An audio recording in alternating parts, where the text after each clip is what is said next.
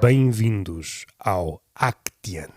Vou tentar manter este tom sério, próprio de uma era esquecida, onde o radialista aproximava a boquinha séria de um microfone e, pausadamente, como se fosse um Pedro Brunhosa sem a música por trás, dizia coisas que, esperamos nós, fossem acertadas, pois guiámos a nossa vida naquela altura pelas palavras do radialista cuja cara não conhecíamos. E eram tempos bonitos e nós apreciávamos cada sílaba como se fosse uma nave vindo dos céus.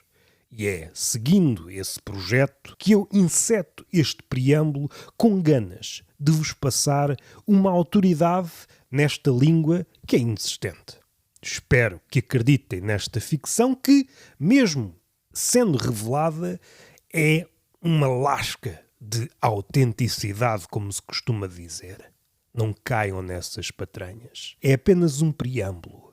O Actian é um podcast de tom ensaístico, onde eu disserto palavrosamente sobre comédia, vamos ver, e encalhando sobre a vida. Supondo que não há ligação entre as duas coisas, eu começo-me a inclinar, não sei se pelo reumático, se pelo pensamento, a acreditar ou a sentir, como se fosse um influencer, que há uma ligação entre vida e comédia. Não sei se é escancarada, ou melhor, umas vezes é escancarada, outras vezes é subreptícia, outras ainda é uma espécie de hieróglifo que o egiptólogo, ao olhar, decifrará num poema em verso livre. Outras vezes é um sem fim de interpretações. No entanto, quero crer que há uma ligação entre vida e comédia. Não sei se é uma tradução livre, para acreditar naquela frase em latim que nós vamos traduzir em cima do joelho, toda a tradução é uma traição. Ainda que a intenção do comediante genuíno, do comediante autêntico, seja traduzir a sua vida em comédia da forma mais humana possível, ao traduzir erra. Ao traduzirmos o pensamento para a escrita, num formato que se veja a chamada folha, que pode ser brilhante ou não, ou mesmo sendo aquilo que os leitores à antiga gostam de apodar este cheirinho. À falta de coca, uma pessoa é capaz de dizer tudo. No entanto, para começar o podcast, eu arriscaria uma tese segundo a qual o riso na comédia é um mal-entendido. Suportando a ideia anterior, se a vida é comédia de forma mais ou menos direta, ainda que nós queiramos que seja outra coisa, a tradução talvez exiba o nosso lado humano. Queiramos ou não, a vida está lá. Seja à frente, seja nos bastidores, e se houver uma espécie de instrumentalismo, menos a vida se assoma, mas seja como for, ela ronda. A vida, e se quisermos pensar literariamente, aquela pergunta que é feita a todos os escritores, toda a escrita é autobiográfica, concorda, e depois há uns que dizem que sim, outros que não, e outros que unem, fazem uma síntese como se fossem um filósofo apressado. Sim e não, ao mesmo tempo. Como se fosse a greve geral. Sim e não ao mesmo tempo, para espanto do gato Schrödinger, que pensava que era único. Mas, esquecendo o mundo quântico, exploremos um nadinha a ligação entre vida e comédia. E arrisco a tese, segundo a qual o riso é um mal-entendido. Explorando esta metáfora poucas vezes utilizada em terrenos humorísticos, estou em crer que o riso, enquanto reação desencadeada no público, é parente, não sei se é pobre, rico, depende do champanhe, e já desvendei, pronto, estraguei a metáfora, o riso é uma espécie de champanhe. Podemos analisar o fenómeno da comédia como se fosse a libertação da rolha no champanhe, observando uma garrafa de champanhe. O riso provavelmente é o ápice do barulho, é aquele puff, sai a rolha, mas acontecem outros eventos após desse ensurdecedor. Esse é o ápice do som, mas acontecem outros. Começa a borbulhar líquido, podemos jogar à boca e por aí vai. A comédia, nós ficamos-nos muitas vezes com o sair da rolha, o mais audível. Mas há coisas que sucedem logo depois e há outras que muito lentamente. Os vários efeitos da comédia, cada um tem a sua velocidade. E se fizéssemos o somatório, íamos perceber que a comédia está a tentar de alguma forma mostrar-se enquanto sinónimo de vida. A comédia, enquanto sinónimo de vida, terá o seu riso. O riso pertence à vida, mas tem outra coisa. Tem sofrimento. A comédia tenta transformar o sofrimento em algo mais leve. É o diálogo com a gravidade. Como diz o outro coreógrafo japonês, se a memória não falha, por regra é isto. As coisas pesadas a comédia tenta torná-las mais leves, as coisas muito leves tenta torná-las pesadas. Varinha mágica, ora levita ou faz cair uma pena, assim abruptamente, como se fosse uma barra de chumbo. E isso é a comédia. Queria ler-vos uma coisa, deixem-me ver se eu encontro. O que é que isto tem a ver com o título do episódio, que provavelmente já se deram conta. Mas antes de pegar nesse nome que está no título do podcast, quero ler-vos um fragmento de Virgílio Ferreira. Morrerás em breve. É incontestável. E quanta verdade morrerá contigo sem saber que a sabias. Só por não teres tido a sorte de um simples encontro. Ou encontrão. De a fazerem vir ao de cima. Esta parte, a última, foi mal lida, mas é de improviso, perdoem-me. O que é que isto tem a ver com comédia? Ainda não tem nada. Encontramos aqui a vida, a morte, a impotência, a urgência, se quiserem. Se, em vez de podcast, isto fosse um livro, o que eu acabei de fazer é a epígrafe. A primeira página antes de entrar no livro propriamente dito. O título deste livro é A Lágrima, de Patrice O'Neill. Eu revi, não porque quis, mas porque fui acometido por um Alzheimer temporário, um documentário que já vi algumas vezes e pensei, como foi uploadado numa conta da Netflix, numa conta qualquer recentemente, e eu pensei, queres ver que é outro documentário sobre o Patrice O'Neill? E só dei conta para aí aos 15 minutos, ou coisa que o valha, e depois, olha, já que estou, vou ver. Há muita coisa interessante neste documentário, se calhar fazemos já um apiadeiro. Há um ponto que eu gostava de referir. Este documentário, ao contrário de muitos que saíram depois de comediantes ou não, é um traço que acho que é decisivo, que marca um antes e depois. Nestes documentários biográficos, o lado mais sujo, o lado não positivo. E embora este não seja um documentário à antiga neste departamento, não há um contraditório forte, no entanto há contraditório. E só isto já é uma lufada de ar fresco. Eu não sei quando é que este documentário foi feito, já não me recordo quando é que vi a primeira vez, não estou aqui com datas à frente, eu estou aqui a falar de improviso. Ando às voltas como se fosse um asteroide louco a ensaiar a sua queda numa imagem que há de aparecer mais à frente. O Patrice O'Neill é um comediante que eu gosto. Além do óbvio, comediante bom, bons pontos de vista, etc. Não é do material que eu vou falar, eventualmente num podcast mais à frente posso dedicar-me a qualquer coisa sobre isso, elucida-nos num ponto que é muito tenso nos nossos dias, que é a autenticidade, trazer a verdade para cima de palco. Eu acho que ele oferece-nos uma resposta robusta, e a resposta não é positiva. Positiva neste sentido. Dá a ideia que o faz, mas o final desmascara tudo o que ele fez. Isto neste ponto. Não porque ele foi ineficaz, não porque ele ficou a meio caminho, mas mais porque, mesmo ele, que se destacava nesse quesito, não o conseguiu. É impossível. A traço grosso, é impossível ser aquilo que ele queria ser, genuíno, e que outros nem sequer tentam. A vida, enquanto biografia, que pode vir à tona, mas trabalhada, o comediante que traz a sua vida para formato de comédia é uma espécie de curador que, eventualmente, tem partes, digamos, verdadeiras, seja isso o que for, trabalha-as de forma a ter piada que surte um efeito no público e pode amputá-las de partes onde ou não acha graça ou não sai tão bem na fotografia.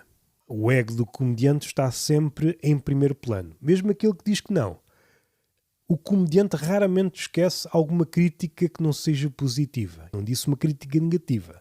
Uma coisa que foi dita há 10 anos ele recorda-se. Às vezes até se esquece dos nomes dos pais. Mas uma crítica que não foi no tom elogioso da altura, aquilo fica-lhe marcado para a vida. Ele pode ter Alzheimer, só sabe duas coisas, como os velhos aqui da minha aldeia. O Sítio da Casa de Putas e os elogios a Measte. Já para não falar das críticas, mas aí normalmente ele recalca. Pensando no comediante da nova geração, a crítica mesmo azeda ele recalca, pois ao exibi-la também não tinha contra-arsenal para rebater aquilo, mas o elogio a Measte ele consegue ir por aí afora, revela todas as suas fragilidades. Ou então é elogiado, depois há outro comediante que é elogiado e ele percebe que o elogio ao comediante 2 é outra coisa que ele gostava de ver elogiado nele. E fica carente de elogios, apesar de ter sido elogiado todo o santo dia, que era a sambarcar todos os elogios para ele, como se fosse um hino. Gostava que, no final de cada semana, todo o seu público, real e imaginário, construísse um hino plenamente elogioso à sua pessoa e que fosse renovado para não dar a ideia que está engessado. A sua relação é viva entre ele e o público, sendo que o público só pode falar no idioma que ele respeite na medida em que ele sai por cima. Caso contrário, desmancha-se essa ficção e está caladinho que eu é que sei. Há uma figura na literatura, falei do Virgílio Ferreira, este fragmento assalta-me algumas vezes, pois parece-me que é bastante verdadeiro, a impotência, ou melhor, a impotência no sentido em que há coisas maiores que nós. E esse sentimento chega, porventura, à nossa vida. Uns mais tarde, outros mais cedo, dependendo dos fusos horários da maturidade de cada um. No entanto, chega e ajoelhamos-nos diante dessa realidade em que ficaremos sempre aquém. Mediante essa informação, tentamos ainda mais um esforço, conseguimos dar uns passinhos em frente, mas ficaremos sempre aquém. Na base deste pensamento, se traçássemos um espectro neste pensamento, ou seja, as pessoas que são atingidas por este tipo de pensamento. Se calhar vou ler outra vez, ou pelo menos a primeira frase ou a segunda, deixem-me ver se encontro. Morrerás em breve, é incontestável. O lado inescapável da morte. Façamos o que fizermos, podemos contrabandear todas as almas e mais algumas com o diabo, mas a morte é certa. E quanta verdade morrerá contigo sem saber que a sabias. Só esta última frase daria pano para mangas. Eu acho que angustia um ser mais ou menos pensante. Há aquelas verdades às quais não conseguimos aceder, palavras ou ideias às quais não conseguimos aceder, há outras que ficamos a meio caminho, mas depois há estas aqui, e estas aqui parece-me que angustiam mais que todas as outras. Nós sabemos que as temos, mas não vamos chegar a elas por uma razão da qual desconhecemos. É dura. É essa que nos faz trabalhar, é essa que nos faz desdobrar, é essa que nos faz passar noites em claro, é essa que nos faz celebrar qualquer coisa, mas ainda não é isso, ainda não é esta Moby Dick, e vamos por aí afora e ficamos sempre aquém. Não te esqueças que és mortal, não te esqueças que és ridículo, e não te esqueças que vais ficar sempre aquém. Mensagens que noutra altura podíamos dizer motivadoras. Hoje, lidas a outra luz, a cada passo precisamos de um comitê de cheerleaders, caso contrário, a coisa entristece. Eis-nos chegado ao momento que me importa. Antes dele. Antes dele. Por isso é que eu me lembrei de preguiça. Li este fragmento, falei do Patrice O'Neill, com o qual eu quero acabar, foi o mote deste podcast. De primeiro quero falar de uma figura de literatura, o Oblomov. Antes de falar nele, ou seja, um parênteses dentro de outro parênteses, episódio recente, na semana passada ou há 2 semanas, com a minha namorada, começa a fazer uma pergunta e eu sei para onde é que ela vai, começo a tremer, pois acho que não sei a resposta, mas no momento que ela termina, sei exatamente aquilo que lhe vou dizer e é de supetão que lhe digo. Fui salvo in extremis, pois pensei que não tinha nada para dizer naquele capítulo. Não é que a pergunta fosse exigente, só que aquele vazio não sei o que diria de mim. Eu suportava esse vazio como se fosse um homem. E se levar-me ao outro lado, porque raio é que, etc, etc. Mas, sem da abstração, a pergunta foi: qual foi o livro que te fez chorar? Havia um contexto, daí eu ter dado conta que a pergunta ia para aí, caso contrário não sou um telepata, não tinha forma de descobrir que a pergunta ia para aí. E respondi, sem hesitar, Oblomov. O Oblomov, tal como este comentário do Patrice O'Neill, faz-me sempre chorar. Este comentário do Patrice O'Neill já ouvi umas 3 ou 4 vezes. Esqueço-me sempre que há um momento em que levo um punhadão. Há vários momentos. Não sei se sou sensível ou insensível porque devia ter chorado antes. e empatizo com todos, como se diz agora, com todos os momentos, as derrocadas, as falsas subidas, mas também pomos a escala, o que não faltam para aí são Patrice O'Neill à procura do seu estrelato, seja na comédia, seja na literatura, seja na poesia. Na poesia então está entupido deles. Por isso, esse lado estou mais ou menos habituado. Já li biografias, já vi currículos de pessoas cavacadas que postumamente são elevadas a hino, mas isso é outra questão. Há um ponto que me faz sempre chorar numa das partes finais no documentário e no Oblomov também. O tema central do Oblomov é a preguiça. Quase como se fosse um livro de Shakespeare que anda à volta de uma ideia, da melhor prosa humorística que eu já li. Não sei se dou os parabéns ao tradutor, se ao escritor. O escritor parece-me que morreu, fica ao tradutor.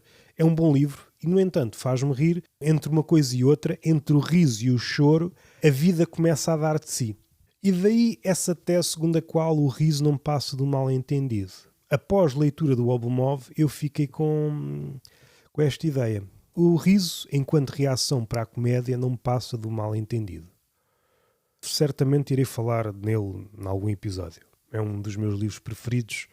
A preguiça também é um tema que me interessa. Agora sim, vamos para o momento que dá título a este podcast, A Lágrima do Patrice O'Neill. No momento final do documentário, ele está sentado numa cadeira ou num sofá. Não aparece, acho que é comentado pela namorada. E já agora faço um à parte, que não é só relativo a este documentário, mas a outros. E principalmente as mulheres. O gajo que está a ser retratado no documentário morre e aquela figura fica cristalizada enquanto personagem secundária do defunto. Podem passar 10, 20, 30, 50 anos, que é sempre a mulher ou a namorada. Eu acho isso curioso. Às tantas é pessoal que mudou de sexo, mudou de apetites. Estou sempre a ver isso nos documentários. Mas não é para aí. É um momento em que, segundo é narrado pela namorada da altura, ele estava sentado a algures e percebe que algo está mal e o Patrice e o O'Neill, não é o Alexandre O'Neill, é o comediante, ela olha para a cara dele e vê uma lágrima a escorrer. Mais tarde descobre-se que é um infarto, etc, etc. E aquele momento, eu não quero aqui armar-me em poeta, em romancista, mas eu acho que é um momento em que ele deu-se conta, acabou. Eu não sei se vocês já tiveram momentos desses ou souberam por outras pessoas em que, pronto, acabou. Até ali nós andamos a ensaiar. Eu parece-me que a luta do Patrice O'Neill era tentar realmente chegar a uma forma de verdade para que o seu idioma enquanto comediante fosse mais próximo daquilo que ele conseguia enquanto ser humano falar sobre si e sobre o mundo. Parece-me que era essa a luta, o seu tom humorístico. No entanto, aquela lágrima parece-me que expressa que ficou a meio caminho. A meio caminho no sentido em que, como atesta o documentário, havia ali um lado do Patrice O'Neill, e daí eu ter dito que este documentário é quase um fóssil, na medida em que este estilo de documentário já não existe o lado negro das catacumbas, e mesmo quando existe, é pintado de tal forma que parece bonito na mesma. E neste caso revela um lado em que depois não bate a bota com a perdigota. Aquilo que ele era, muitas vezes, fora dos palcos, nada tinha que ver com os palcos. Havia qualquer coisa que ele possivelmente tentou traduzir em palco, só que não conseguiu. Agora acabou e, porra, não consegui. Há qualquer coisa nessa lágrima que me apanha sempre. Apanha-me sempre. O fim chegou e é inescapável, é irrevogável, é inegociável. E a última reação é uma lágrima. Há uns tempos estava a fotografar, não morri, caso contrário não lançaria este podcast e ganhávamos todos. Dei um passo atrás e caí numa ravina. E durante essa queda, que foram alguns metros, estava com os olhos para cima e a última coisa que vi foi tipo um céu que nem estava nada de especial, as nuvens não estavam nada de especial e eu nem disse nada de especial. Nem pensei em nada de especial, só pensei, pronto, acabou. E depois caí em cima de uma aloe vera, todo esfolado na cabeça. Não morri, estou todo fodido, afinal não estava, só dores. E esse momento em queda, em que a morte era uma possibilidade, é o fim. todas as hipóteses que eu tinha antes de cair, eu vou fazer isto, quando eu fizer isto faço aquilo e etc, etc. Projetamos, a partir do momento que a morte é iminente, todo esse castelo de cartas, de ficções, eu estou a tentar ser isto para depois, mais à frente, acabou. E isto acontece também no Oblomov. Há um ponto em que ele tenta sair dessa preguiça e depois é vencido. Pronto, agora já fiz spoiler. Mas há qualquer coisa nessa lágrima do Patrice O'Neill que me apanha sempre. Apanha-me sempre de uma forma. A morte nunca andou longe. Ele sabia que andava a rondar, não sei se por excessos, seja de comida, seja de outra ordem. Mas a morte nunca esteve muito longe dos seus pensamentos. Mas uma coisa é a morte a rondar, outra coisa é quando ela chega. Ele dar-se conta que acabou. E tudo o que eu possa dizer aqui à volta vai ser sempre um arabesco supérfluo. E suponho que vai continuar a apanhar-me. Se nós conseguíssemos, qual egiptólogo, pensando no Patrice O'Neill como uma esfinge, decifrar isto tudo, entendê-lo-íamos perfeitissimamente.